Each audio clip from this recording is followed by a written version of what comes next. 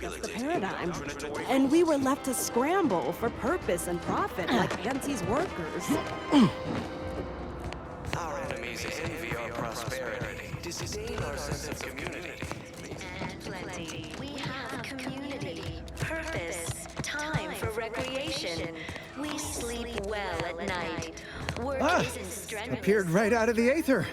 Just as I imagine our proud sentinels do. Caught me reciting passages from a beacon to the cosmos, illustrating my steadfast fidelity. That part always hits me directly. To quote my personal log, and why, that's wonderful. I'm actually quite relieved a fellow customer like yourself somehow saw through my carefully maintained act.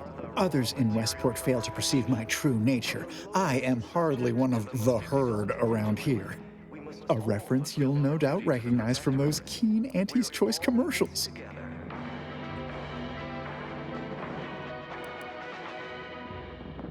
The matriarch chose Eden because she recognized it as the perfect ecosystem. I am not familiar, though that does sound like one of their products. I refer to the ones for Purpleberry Crunch brand cereal. You likely guessed their influence right off, what with my assertive attitude and all. You and I are just like him. Get up and go-getters. Say, did Auntie's Choice send you here? Don't fret, I am exceedingly skilled at keeping secrets. If I am not the person for it, I would be most surprised. Do tell. Bounty for all. Naturally, sometimes challenges do arise. We all know how invasive species can unbalance even the most robust ecosystem, like those nettlesome raptidons. I normally might, but my cousin, the warden there, freely enjoys stringing up Auntie's Choice sympathizers, and Marilyn would grant no reprieve to family. That seems neither prudent nor wise. I value my neck and do not intend to hang. Why, you're right. I am no member of the herd. I think for myself. You've convinced me. Well, all right then. I will pack my things and head out in due course. Glad this world has folks like you just going around helping people. Is a fellow subject lacking the appropriate zeal for their assigned work? Report.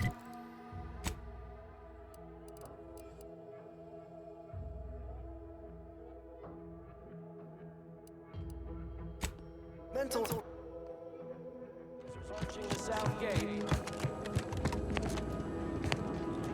You've brought me my poor, hapless cousin. If only it were under better circumstances. I don't believe there is any circumstance, cousin, in which you would celebrate our meeting. Whatever you intend to do, I can only hope you do it quickly. Matriarch have mercy. So he has not only turned traitor, but he has also fallen prey to corporate manipulations. I thank you for bringing this to my attention. Look at you. Your lips are stained with snacks and Auntie's poison chalice. You have shamed our family. Say what you might, cousin, but that sugary snack goodness was worth my life. I'd do it all again, had I an additional life to spare. If only you had not strayed so far from home. Cadre, you know your orders.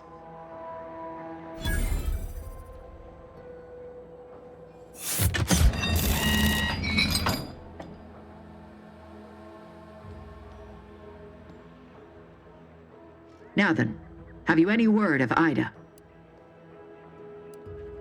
Do hurry. I might remind you that I am on increasingly borrowed time.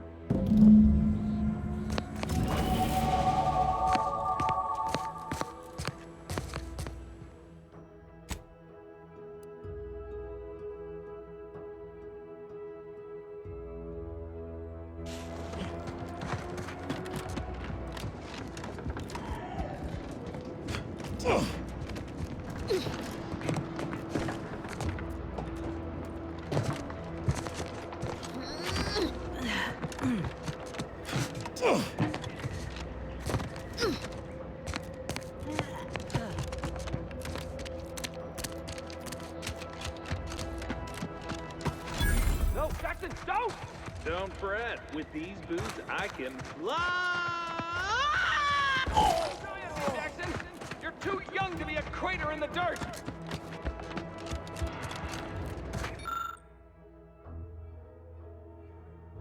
Oh, law, I can't believe he jumped that way! Sir, I know this isn't the time, but are they gonna put us to the gallows for this? What? No! That ain't how we operate in Auntie's Choice, Liza. We might be looking at a pretty fierce demotion for losing half our workforce and getting stuck up here. Demotion to fertilizer? No. Now cease your jawing. Hey, you! You down there! Would you mind checking on our fellow? Might he have survived the fall? Tragically, yes. If you gaze beneath us, you'll find a slew of blood and gore in the gears of this platform's articulating arm. That's Ida. She jumped there as we ascended. I can't fathom no sensible motive. She joined us shortly after Auntie liberated her with the freedom of meritocracy, and she seemed happy enough. Were you not listening? She said she'd always be a loyal subject. It was part of the end. The notion that she'd sacrifice herself, even after seeing the vast possibilities in staying alive and climbing the corporate... No, wait! Please! You can't just leave us up here to die! The reason Jackson tried using those plasma thruster boots was to gather a piece of machinery we'd spotted on a little table halfway up the spire. It's a drive overloader. If we install it, we can push the platform's arm hard enough to... well, to grind old Ida out of the gears. Though the power of that overloader will deluge the system and, well, overload the drive and burn it out all permanent-like. But desperate times and all that. So if you were to use them boots to bound up the spire and deliver the overloader to us, we'd avoid the tragic fate of our 2 former cohorts. Exactly! Thank the sovereign... thank you, stranger.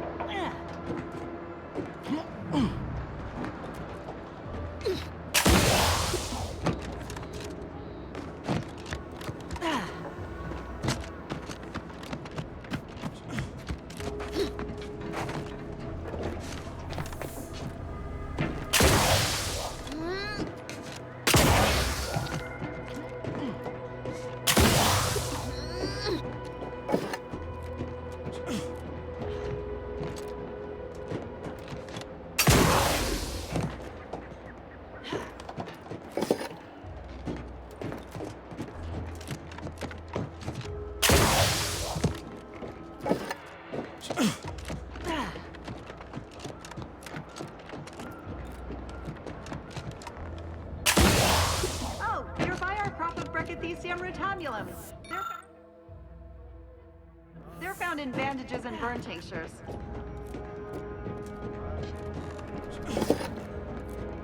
If you don't have that drive overloader, ascending may be a waste.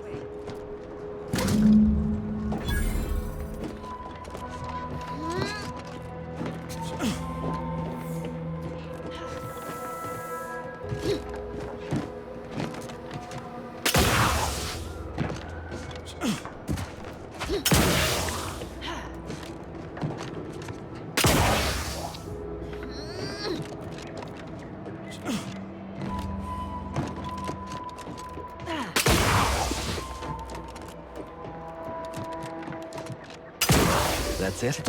It was that easy? That was some impressive climbing. Poor Jackson could have learned a thing or two from you. Wonderful.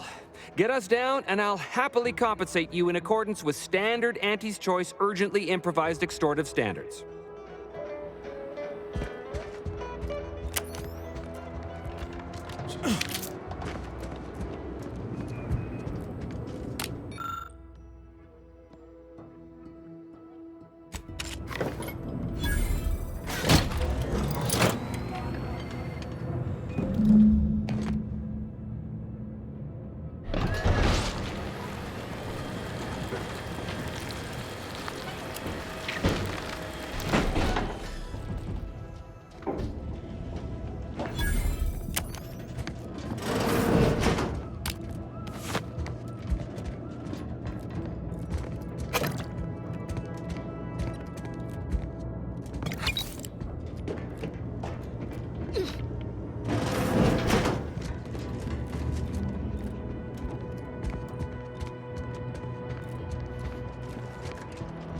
Oh, thank the law. I never thought of myself as a vertiginous sort, but... I mirror that sentiment, to be certain. In fact, Auntie will have to pay me triple if heights are to be involved. And isn't it grand to be in a system that allows me that freedom? I agree with Liza. I'm inclined to keep a few paces from farming equipment from now on. Here's your reward for evacuating us with all our parts intact. It was useful for identifying crops we'd missed in our harvest. But to be honest, I'd like a little distance from plants for a spell.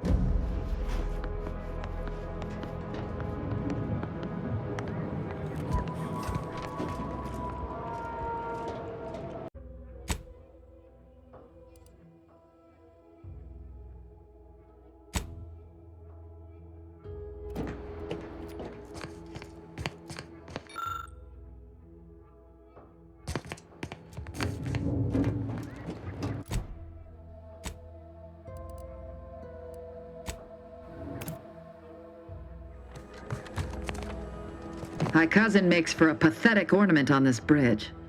One might think I should feel regret. What? How do you know this?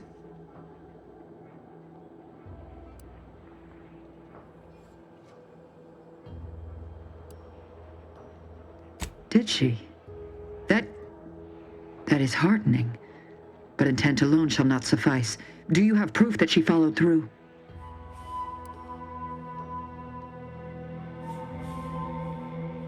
Let me see that. Yes. Yes! This does appear to be hers. Unfortunately, there are reports of the Harvester having been repaired in the wake of her sabotage. Though her triumph may not have endured, it was a good effort nonetheless.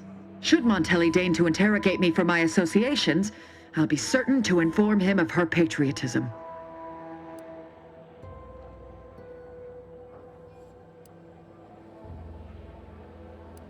Inspiring, isn't it?